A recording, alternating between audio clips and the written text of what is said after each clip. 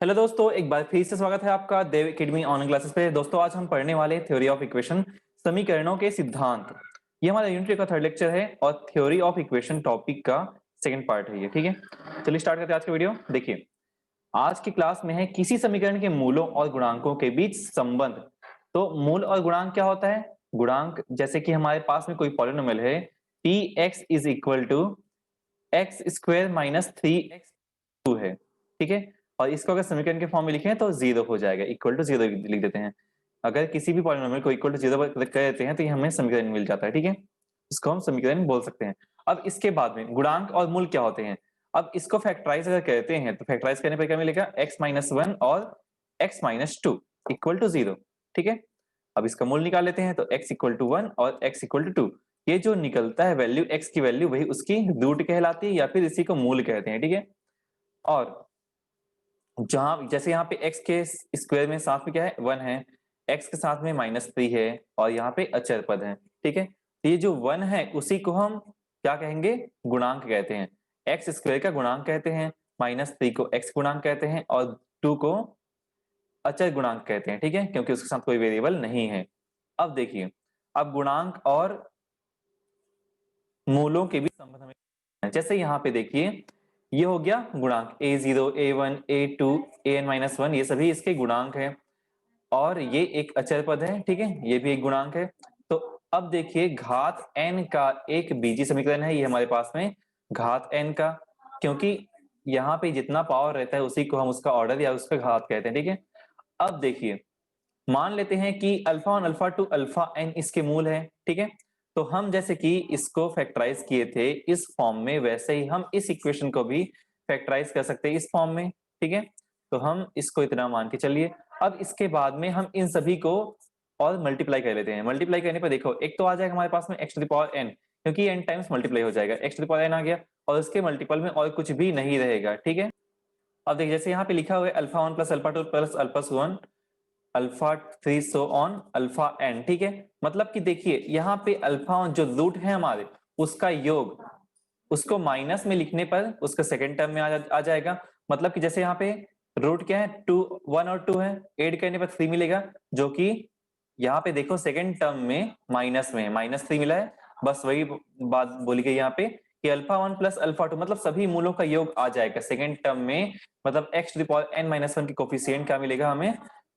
Summation of, क्या हो जाएगा? Summation of roots. ठीक है, तो उसके बाद दो मूलों का गुणनफल और दो मूलों का गुणनफल करके सभी का योग कर देंगे, फिर 3 मूल का गुणा करने के बाद में उसका योग कर लेंगे, फिर इसी प्रकार आगे बढ़ते चले जाएंगे और लास्ट में सभी मूलों का गुणनफल आ जाएगा। देखिए, हम यहाँ पे लिख सकते हैं इसको, xn तो सामने हो गया, उसके बाद समेशन ऑफ, इसको हम लिख सकते हैं summation of alpha 1, summation of alpha 1 alpha 2, summation of alpha 1 alpha 2 alpha 3 और लास्ट में सभी मूलों का गुणनफल हो जाएगा। ठीक है, मल्टीप्लिकेशन हो जाएगा सभी रूट्स का। अब देखिए, हम कंपेयर करेंगे लेफ्ट साइड में, सेम जो वेरिएबल है वो है x to the power n, x to the power n, इसका कोफिशिएंट भी a0 है, इसका कोफिशिएंट भी a0 है, तो इसको लिखने की जरूरत ही नहीं है।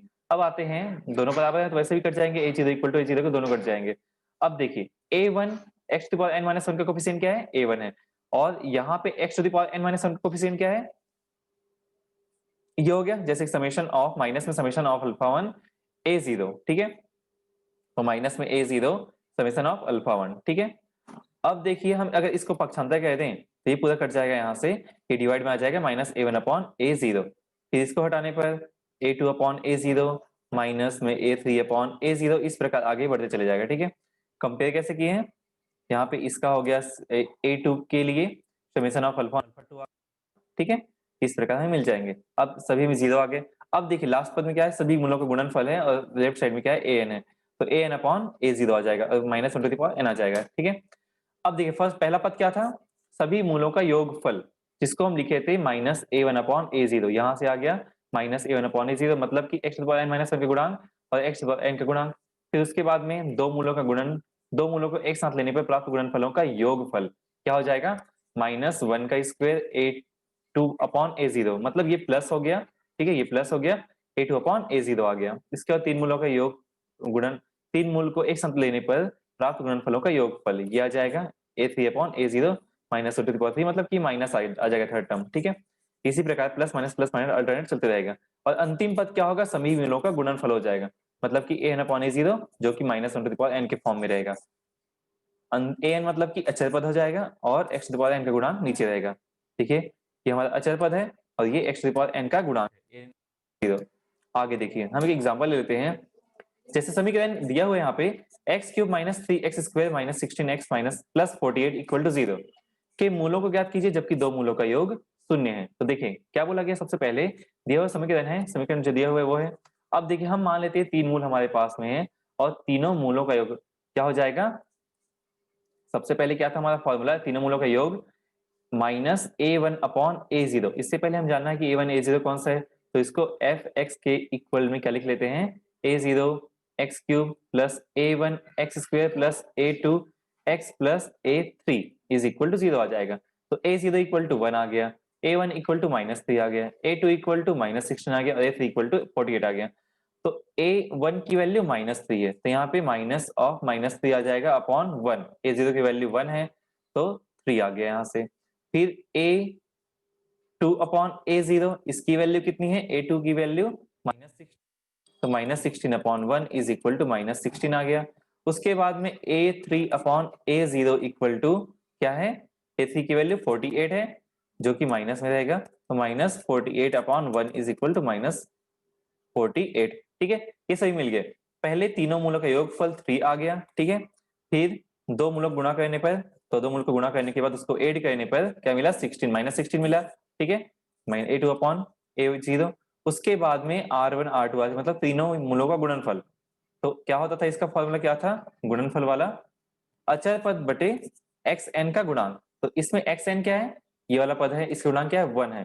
और अचर पद कौन सा है, 48 है, मतलब कि माइनस में रहेगा, -48/1 आ जाएगा, मतलब -48 मिल गया। अब हमें दिया गया है कि दो मूलों का योग शून्य है, तो देखिए ये दिया हुआ है, हो जाएगा दिया है। दो मूलों का योग फल क्या है, हम r1 r2 को कोई दो मूल ले लिए इक्वल टू 0, अब को हम रख देंगे इसमें, ठीक है, इक्वेशन नंबर 1 में। तो ये दोनों जो है 0 हो जाएंगे, ये 0 हो गया, तो r3 = 3 मिला, ठीक है, r3 = 3 मिला। अब r3 की वैल्यू हम पुट करते हैं इस वाले इक्वेशन में, तो r3 = पुट करने पर क्या मिल जाएगा, r1 × r2, ये क्या मिल जाएगा, 3 मिल जाएगा, तो r1 × r2 3 = -48 मिल गया। अब 3 को डिवाइड में ले जाते हैं तो 3 यहाँ पे आ जाएगा, 3 1 जा 3 16 जा यहाँ पे कट जाएगा, तो r1 r2 = 16 आ गया। अब हम एक फॉर्मूला अप्लाई करते हैं, r1 - r2 होल स्क्वायर, इसको पढ़े हो गया, r1 - r2 whole square equal to r1 + r2 whole square minus 4r1 r2, ठीक है। अब इसकी वैल्यू कितनी है, 0 है, फिर -4 r1 r2 की वैल्यू, r1 r2 की वैल्यू -16, तो -4 × -16 = 64 आ गया, ठीक है। मतलब कि r1 - r2 equal to +-8, square root करने पर, यहाँ पे स्क्वायर है, स्क्वायर रूट करने पर इतना मिला। हम मान लेते हैं कि r1 - r2 इक्वल टू ले लेते हैं +8 को ले लेते हैं, तो r1 + r2 इक्वल टू क्या हो जाएगा, 0, दोनों कट गया, तो बचा क्या, 2r1 = 8 आ गया, ठीक है। ये हमारे पास में 2r1 = 8, मतलब कि r1 = 4 आ जाएगा, कटाने के बाद में r1 = 4। इस वैल्यू को हम इसमें पुट कर देते हैं, तो क्या मिलेगा, जब इसमें पुट करते हैं तो 4 + r2 = 0, मतलब कि r2 = -4 आ जाएगा। तो हमारे पास पहला रूट क्या मिला, 4, दूसरा रूट -4 और तीसरा रूट यहाँ पे r3 = 3 मिला था, तो 4 - 4 3 आ गया, ठीक है। आगे देखिए एक और क्वेश्चन ले लेते हैं हम यहाँ पे। मान लो r1 r2 r2 ये दिया हुआ है, r1 r2 r3 इसके इस समीकरण के मूल है, यहाँ पे एक k है, उसका भी मान निकालना पड़ेगा, ठीक है। अतः अचर k का निर्धारण कीजिए बोला गया है, जबकि दो मूलों का योग 1 है, परिणामिक समीकरणों के मूलों को ज्ञात कीजिए। हमें समीकरण के मूलों को भी ज्ञात करना है, उसके बाद में और क्या ज्ञात करना है, k का मान भी ज्ञात करना है। तो हम पहले समीकरण के मूल ज्ञात कर लेते हैं। सेम वैसे ही है, ये a0, ये a1, ये a2, ये a3, ठीक है। तो सभी मूलों का योगफल में क्या जाएगा, a1/a0, तो माइनस माइनस प्लस हो जाएगा, -3/2 आ जाएगा, क्योंकि a0 की वैल्यू 2 है, तो 3/2 मिल जाएगा यहाँ पे, ठीक है, 3/2 आ गया सभी मूलों का योगफल। अब r1 r2 r2 r3 r3 r1 equal to k/2 है ना, ठीक है। k/2 कहाँ से आया, a2/a0, a2 की वैल्यू k है, तो a2 की वैल्यू k और a0 की वैल्यू 2, k/2 आ गया। सेम वैसे ही r1 r2 r3 equal to क्या हो जाएगा, तीनों मूलों का गुणनफल -a3/a0 इक्वल टू a3 की वैल्यू -1, तो -1/2 आ जाएगा, तो 1/2 आ गया, ठीक है। अब देखिए अब क्या बोला गया है, इसको याद रखिएगा अच्छे से। जो बोला गया उसको पहले हम यूज कर लेंगे। दो मूलों का योग 1 है, ठीक है। तो R1 R2 इक्वल टू 1 हम मान लिए। अब देखिए हम यहाँ से R1 R2 की वैल्यू यहाँ पुट कर देंगे, यहाँ 1 आ गया, 1 को पक्षांतर कर दिए ताकि R3 का मान निकल जाए, तो 3/2 माइनस 1 इक्वल टू 1/2 आ जाता है, ठीक है। तो R3 की वैल्यू हमें क्या मिली, 1/2। उसके बाद में R1 R2, अब इस 1/2 को भी यहाँ पे रख देते हैं, ठीक है। इस 1/2 को यहाँ पे पुट कर दिए तो क्या हो गया, R3 की जगह पे 1/2 आ गया, और 1/2 दोनों साइड से कट गया, तो R1 R2 इक्वल टू 1 मिल गया हमें, ठीक है। अब देखिए हम जैसे पहले फॉर्मूला अप्लाई किए थे वैसे यहाँ पे भी अप्लाई करेंगे। R1 minus R2 whole square equal to R1 plus R2 whole square minus 4R1 R2 equal to 1 किसकी वैल्यू है, R1 प्लस R2 की वैल्यू है, देखिए यहाँ से। और R1 इंटू R2 की वैल्यू भी कितनी है, R1 इंटू R2 की वैल्यू भी 1 है, तो यहाँ पे 4 इसलिए 1 माइनस 4 आ गया। तो 1 माइनस 4 इज इक्वल टू क्या मिल गया हमें, 3 मिल गया। इसके बाद में देखिए स्क्वायर रूट करने पर क्या मिलेगा, R1 minus R2 plus minus under root 3 root i, ठीक है। जैसे कि यहाँ पे रूट 3 है माइनस में, अगर माइनस से बाहर निकालना है उसको तो क्या हो जाएगा, आई रूट 3 हो जाता है, या फिर 3 रूट 3 आई हो जाएगा, ठीक है। बस वही काम यहाँ पे हुआ है, प्लस माइनस रूट 3 आ जाएगा, 3 आई आ जाएगा। अब R1 माइनस R2 है, तो और यहाँ पे क्या है, R1 minus R2 equal to, हम प्लस फॉर्म को ले लेते हैं, रूट 3 आई आ गया, और R1 plus R2 is equal to 1 आ गया। दोनों को ऐड किया जाए, दोनों कट जाएंगे, तो बचा क्या, 2R1 is equal to 1 plus root 3 i, अब 2 को डिवाइड में ले जाओ तो 1 plus root 3 i divide by 2 हो जाएगा, ठीक है।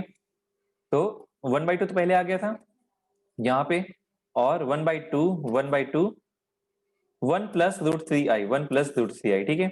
यहाँ पे 1 माइनस रूट 3 आई, एक इसको अगर माइनस कर देंगे या फिर इस मान को इसमें पुट कर देंगे तो क्या मिल जाएगा हमें, 1 माइनस रूट 3 आई आ जाएगा, ठीक है। इन मानों को समीकरण नंबर 2 में रखने पर हमें तो 3 रूट अब मिल चुके हैं यहाँ पे, ठीक है, 3 रूट मिल चुके हैं। अब समीकरण 2 में रखने पर, अब देखो समीकरण 2 में आते हैं, इसको मैं पूरा क्लियर कर देता हूँ। देखिए समीकरण 2 R1 R2 यहाँ से इन दोनों से हम R3 को कॉमन निकाल लेते हैं, निकल गया, बचा क्या, R1 प्लस R2। अब हमें पता है R1 R2 की वैल्यू कितनी है, 1 है, R1 प्लस R2 की वैल्यू कितनी है, 1 है, और R3 की वैल्यू कहाँ गया, यहाँ पे 1/2, ठीक है, 1/2 मतलब कि 3/2 आ गया, और राइट साइड में क्या है, k/2, ठीक है, यहाँ पे दिया हुआ है कि इक्वल में है k/2, यहाँ पे k/2 आ गया, ये दोनों कट गया, implies that k is equal to 3, ठीक है, k इक्वल टू 3, यही में लाना था। अब देखिए आगे एक और क्वेश्चन ले लेते हैं। यदि समीकरण, ठीक है, x cube plus p x square plus q x plus r is equal to 0 के दो मूलों का योग तीसरे मूल के बराबर हो, तो सिद्ध कीजिए कि p cube minus 4p cube plus 8r is equal to 0। ये बहुत ही इंपॉर्टेंट क्वेश्चन, देखिए कितने बार ही आया हुआ है सभी यूनिवर्सिटी में, आप इसको अच्छे से प्रिपेयर कर लीजिएगा। और इसके पहले जो भी क्वेश्चन यहाँ पे भी देखो कितने बार आया है सभी यूनिवर्सिटी में, इसको भी दोनों क्वेश्चन को अच्छे से प्रिपेयर कर लीजिए, बहुत इंपॉर्टेंट एग्जाम के पॉइंट ऑफ व्यू से। तो आप देखिए यहाँ पे हल, मान लो दिए हुए समीकरण के मूल अल्फा बीटा, अब दिया हुआ है कि दो मूलों का योग क्या है, तीसरे मूल के बराबर है, तो दो मूलों का योग तीसरे मूल के बराबर कह दिए। अब इसके बाद में हम जानते हैं सभी मूलों का योग क्या होता है, माइनस a1/a0 होता है। a1 क्या है यहाँ पे, p है, और a0 क्या है, 1 है, तो माइनस p डिवाइड बाई 1 आ जाएगा, मतलब कि माइनस p आ गया, इसलिए यहाँ पे माइनस p रख दिया गया है। अब alpha plus beta equal to क्या है, गामा है, तो यहाँ पे गामा रख देने पर क्या हो जाएगा, gamma plus gamma equal to minus p, मतलब कि 2 gamma is equal to minus p, मतलब कि gamma is equal to minus p/2 आ जाएगा, ठीक है। गामा इक्वल टू क्या मिला हमें, माइनस p/2। आगे देखिए, अब अगर गामा इसका रूट है, ठीक है, गामा तो दिया हुआ है, तो मतलब गामा अगर इसका रूट है तो हम जहां जहां x है वहां पे गामा रख सकते हैं। अब चूंकि गामा समीकरण इतना क्या एक मूल है, अतएव जहां जहां x था वहां पे गामा आ गया, मतलब gamma cube plus p gamma square plus q gamma plus r is equal to 0, और गामा की वैल्यू कितनी है, माइनस p/2 है, तो सभी जगह माइनस p/2 आ गया, minus p/2 whole cube plus p into minus p/2 whole square plus q into minus p/2 plus r is equal to 0। अब देखिए p cube minus p/2 whole cube is equal to क्या हो जाएगा, minus में आएगा, minus p cube upon 2 cube equal to 8 आ जाएगा। Same वैसे ही p स्क्वायर डिवाइड बाई, ये तो प्लस हो जाएगा, ठीक है, p स्क्वायर माइनस में स्क्वायर करने पर -1 स्क्वायर इक्वल टू +1 आता है, तो यहाँ पे क्या मिल गया हम लोग को, प्लस मिल गया। और ये जो p/2 है वो क्या हो जाएगा, p स्क्वायर डिवाइडेड 4 हो जाएगा, और यहाँ का जो p है वो ही मल्टीप्लाई होके इसको p क्यूब बना देगा। यहाँ पे प्रिंटिंग मिस्टेक है, याद रखिएगा, यहाँ प्रिंटिंग मिस्टेक है, p क्यूब बन जाएगा। उसके बाद में अब देखिए ये क्या हो गया, minus p cube divide by 2 minus p cube divide by 2 plus r. ठीक है, अब हम एक काम करेंगे, डिनोमिनेटर सभी वैल्यू को हटाने के लिए हम 8 से मल्टीप्लाई कर देते हैं पूरी इक्वेशन को। तो जब 8 से मल्टीप्लाई करते हैं इक्वेशन को तो क्या आ जाएगा, देखिए 8 से मल्टीप्लाई कर दिए, यहाँ पे 8, यहाँ पे भी 8 आ जाएगा, 8 आ जाएगा, यहाँ पे भी 8 आ जाएगा। देखिए 2 और 4 में कट गया, 8 और ये 1 में कट गया, 4 और 2 में कट जाएगा, तो बचा क्या, minus p cube plus 2 p cube minus, यहाँ पे 4 है ना, तो 4 p q plus 8 r implies equal to 0, equal to 0 implies that minus p cube minus, अच्छा माइनस माइनस क्या हो जाएगा, 2 पी क्यूब माइनस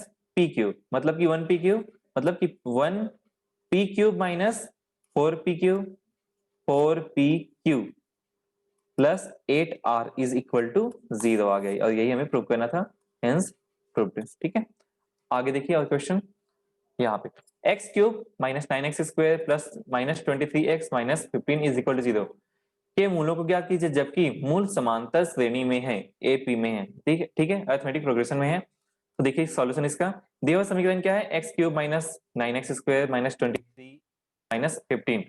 मान लो कि समीकरण के मूल क्या मान लेते हैं, ये प्रथम पद हो गया और ये सर्वांतर हो गया। ठीक है, इसलिए a माइनस डी, ए और a प्लस डी, अगर यही 4 मूल होता तो a minus 3d, a minus D, a plus D और a प्लस 3d आ जाता। ठीक है, यहाँ पे 3 मूल है तो ये वाला फॉर्म आ गया, a minus del a plus del, जो कि स्पष्टतः समांतर श्रेणी में है। अतः समीकरण 1 से, ठीक है, तीनों मूलों का योग कहते हैं। ठीक है, तीनों मूलों का योग में क्या होता है, माइनस a1 अपॉन a0, इसको अच्छे से याद रख लीजिएगा। तो a1 की वैल्यू कितनी है, -9 है, तो minus minus 9 equal to plus 9 हो गया, और यहाँ पे 1 है इसलिए डिवाइड बाई 1 आ गया, तो 9 आ गया, यहाँ पे 9 डिवाइड बाई 1 इक्वल टू 9 आ जाएगा। ठीक है, अब इसके बाद देखिए, अब सभी को ऐड करने पर क्या मिलेगा, सभी को ऐड कर दिए, ये a है, तो डेल और माइनस डेल, अच्छा यहाँ पे a माइनस डेल है, यहाँ पे a प्लस डेल है ना, प्रिंटिंग मिस्टेक है, a प्लस डेल है, तो ये प्लस डेल माइनस डेल का, और a प्लस ए 3a आ गया इक्वल टू 9।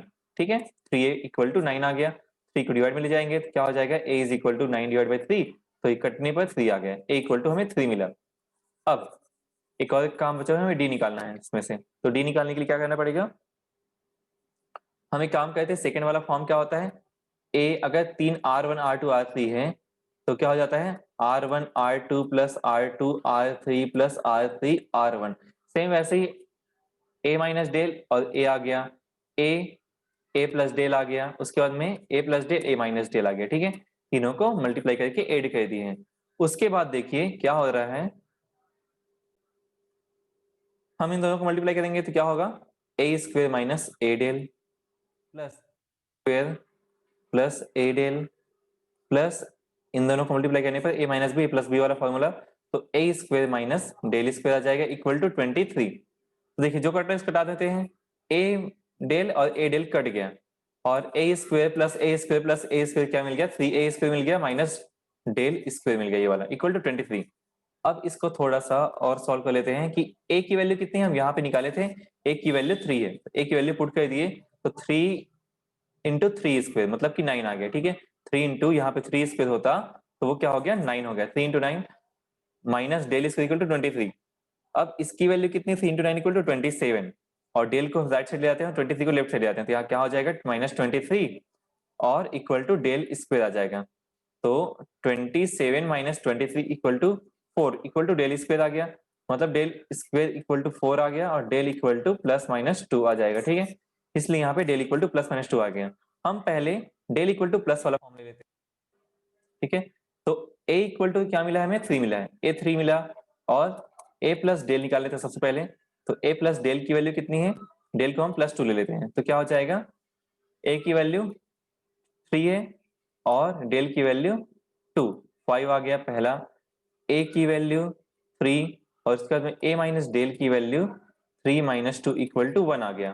ठीक है, अब इसके बाद में अगर हम माइनस को लेते मतलब कि a plus del, a plus del में अगर -2 को लेते यहाँ पे तब क्या होता, ए की वैल्यू 3, -2 की वैल्यू माइनस डेल की वैल्यू -2, तो 3 - 2 = 1 आ गया, और ए की वैल्यू 3, ए माइनस डेल मतलब कि 3 माइनस -2 मतलब कि 3 + 2 आ जाएगा इक्वल टू 5 आ जाता है, मतलब कि 135 तब भी मिल रहा है और 135 इस फॉर्म में भी मिल रहा है, चाहे आप प्लस लो इसको चाहे माइनस लो, 135 ही मिलेंगे इसके मूल। ठीक है, अब इसके आगे देखिए, क्वेश्चन मैंने स्किप कर दिया था, देखिए यहाँ पे यदि -2i समीकरण इतने के मूल हैं तब f(x = 0) के सभी मूलों को ज्ञात कीजिए। ठीक है, आप एक चीज हमेशा याद रखना कि अगर i लिखा हुआ है कहीं पे तो अगर -2i है मतलब कि +2i भी इसका एक मूल होगा, और अगर +2i लिखा हुआ है मतलब -2i इसका मूल होगा, मतलब अपोजिट साइन ऐड करके उसमें क्या कर देंगे, उसको एक मूल बता सकते हैं, मतलब वो एक मूल होता ही होता है। ठीक है, तो हमें दो मूल तो हमें ऐसे ही दिख रहे हैं, हमें बाकी मूल ज्ञात करने हैं। जैसे कि यहाँ पे यहाँ 2i एक मूल यहाँ पे दिया नहीं है, -2i दिया हुआ है। ठीक है, इसलिए यहाँ x = -2i f(x = 0) का एक मूल है, तो x = +2i भी f(x = 0) का एक मूल होगा, fx की वैल्यू इतनी दी गई है। अब हम जानते हैं कि दोनों मूलों को x के साथ में माइनस में रख के गुणा करने पर जो वैल्यू मिलता है वो उसका एक फैक्टर होता है। ठीक है, तो हम दोनों को गुणा करने पर हमें क्या मिला, x² + 4 मिला। अगर पास ये मिला है तो इससे हम अगर इस इक्वेशन को डिवाइड करते हैं पूर्णतः डिवाइड हो जाएगा। ठीक है, अगर ये उसका मूल होगा तो 2i और -2i के मूल होंगे तो हमें ऐसा कुछ फॉर्म मिल जाएगा। तो हम एक काम करते हैं, पूरे डिवाइड कर लेते हैं, वहां से मूल मिल जाएंगे हमें। तो देखिए इक्वेशन क्या है हमारे पास में, x⁴ है plus 3x³ plus 6x² plus 12x plus 8, इसका हम डिवाइड करते हैं किससे, x⁴ प्लस x⁴ प्लस 4 से। हमें इसको फैक्टराइज करने के लिए डिवाइड करना पड़ रहा है क्योंकि ये मूल हमें मिल चुके हैं।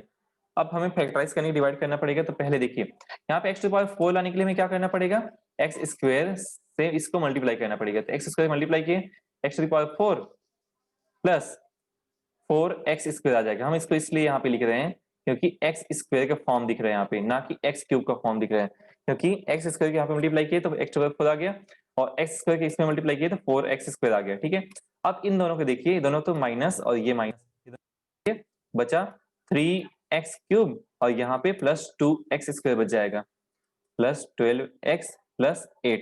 अब देखिए यहाँ पे हमें क्या करना पड़ेगा, प्लस 3x से हमें मल्टीप्लाई करना पड़ेगा ताकि इसके इक्वल आ जाए, तो 3x³ मिल जाएगा हमें यहाँ पे, प्लस यहाँ पे कुछ नहीं मिलने वाला, और यहाँ पे क्या मिलेगा, 3 और 4 का मल्टीप्लाई करने पर 12x मिल जाएगा।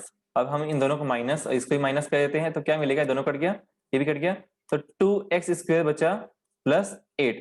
अब हम इसमें 2 से मल्टीप्लाई करेंगे तो क्या मिल जाएगा, 2x² प्लस 8 मिल जाएगा। ठीक है, इससे मल्टीप्लाई करेंगे 2 को तो 2x² प्लस 8 मिल जाएगा, दोनों को माइनस करने पर पूरा का पूरा कैंसिल हो गया।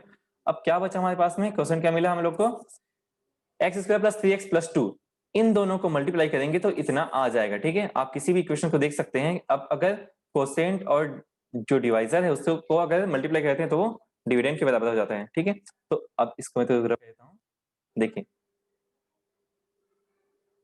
तो यहाँ पे क्या मिला, x³